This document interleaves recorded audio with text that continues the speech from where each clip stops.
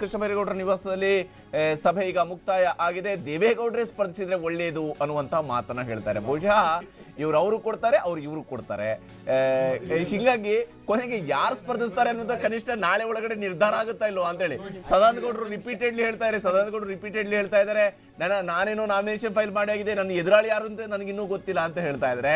JDS ನ ಇಬ್ಬರು ಶಾಸಕರು ಕೂಡ ಈ ಸಭೆಯಲ್ಲಿ ಭಾಗವಹಿಸಬೇಕಾಗಿತ್ತು, ಆದ್ರೆ ಅವರು ಇವತ್ತು ಈ ಸಭೆಗೆ ಬಂದಿಲ್ಲ.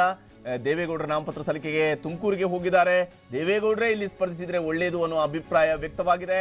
ಅವರು ಬಂದ ಬಳಿಕ ಒಟ್ಟಿಗೆ ಸಭೆ ನಡೆಸಿ ನಾವು ತೀರ್ಮಾನವನ್ನು ಕೈಗೊಳ್ತೀವಿ. ಬಹುಶಃ ಹಂಗಾದ್ರೆ ದೇವೇಗೌಡರನ್ನ ಈಗ 2 ಕ್ಷೇತ್ರಗಳಲ್ಲಿ ನಿಲ್ಲುವಂತೆ ಒತ್ತಾಯಿಸುವ ಕೆಲಸವನ್ನು ಇವರು ಮಾಡ್ತಾರಾ ಗೊತ್ತಿಲ್ಲ.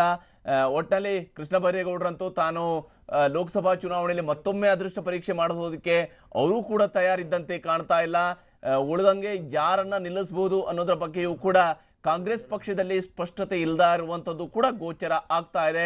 ಕೃಷ್ಣ ಬೈರೇಗೌಡರ ನಿವಾಸದಲ್ಲಿ ಇವತ್ತು ವಿಸ್ತೃತವಾದಂತಹ ಚರ್ಚೆಯನ್ನ ಕಾಂಗ್ರೆಸ್ ನಾಯಕರು ಮಾಡಿದ್ದಾರೆ. ಆದ್ರೆ ಇನ್ನೂ ಕೂಡ ಅಂತಿಮ ನಿರ್ಧಾರಕ್ಕೆ ಬಂದಿಲ್ಲ.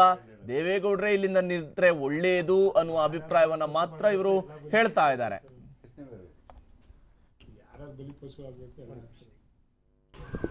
ಇಂದು ನಾವು ಕಾಂಗ್ರೆಸ್ನ 5 ಜನ ಶಾಸಕರು ಚರ್ಚೆ ಮಾಡಿದ್ದೇವೆ. ಈ ಚರ್ಚೆಗೆ ಜನತಾದಳದ 2 ಶಾಸಕರು ಸಹ ಬರಬೇಕಾಗಿತ್ತು, ಮಾನ್ಯ ಗೋಪಾಲಯ್ಯನವರು ಹಾಗೂ ಮಂಜುನಾಥ್ ಅವರು.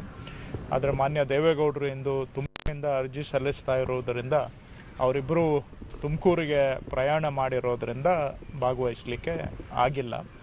ಸೊ ಅವರ ಅಭಿಪ್ರಾಯವನ್ನು ಸಹ ನಾವು ಪಡೆದುಕೊಂಡು ನಂತರ ನಮ್ಮ ಪಕ್ಷದ ವರಿಷ್ಠರು ಅಂದರೆ ಪ್ರದೇಶ ಅಧ್ಯಕ್ಷರು, CLP ಲೀಡರು, DCM ಅವರ ಗಮನಕ್ಕೆ ತರ್ತೇವೆ.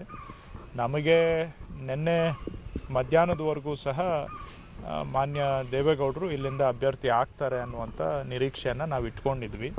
ಕಾಂಗ್ರೆಸ್ನ ನಾವು 5 ಶಾಸಕರು, ಮಾನ್ಯ ಸೋಮಶೇಖರ್ ಅವರು, ಬಸವರಾಜು ಅವರು, ಸುರೇಶ್ ಅವರು, ಶ್ರೀನಿವಾಸ್ ಮೂರ್ತಿ ಅವರು, ನಾನು ಹಾಗೂ ಜನತಾದಳದ 2 ಶಾಸಕರು, ಮಾನ್ಯ ಗೋಪಾಲಯ್ಯನವರು ಮತ್ತು ಮಂಜುನಾಥ್ ಅವರು, ನಮ್ಮ 7 ಜನದ ಅಭಿಪ್ರಾಯ, ಒಮ್ಮತದ ಅಭಿಪ್ರಾಯ ಮಾನ್ಯ ದೇವೇಗೌಡರೇ ಇಲ್ಲಿ